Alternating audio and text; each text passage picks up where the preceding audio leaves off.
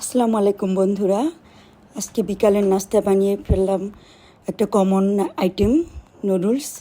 এটা খুবই কমন একটা খাবার, এটা সবার ঘরে সব সময় থাকে এবং সবাই সব সময় এটা রান্না করে খায়। ধরেন বাসায় কোনো খাবার নেই, কোনো নাস্তা বানানোর মতো, ঝটপট আমরা কী করি, একটা নুডলস রান্না করে ফেলি, বা ইনস্ট্যান্ট একটা গেস্ট আসলো, ঝটপট একটা নুডলস রান্না করে দিই।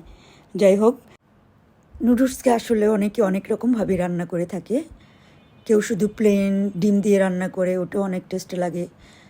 তারপর আমি যেভাবে রান্না করতেছি, রসুনটাকে একটু বাটারে ভেজে তার মধ্যে ম্যারিনেট করা মাংসকে একটু ভেজে নিব, তারপর তাতে দিব একটু পেঁয়াজ কুচি, দেন ক্যাপসিকাম, গাজর, বরবটি, soya sauce, barbecue sauce, tomato sauce.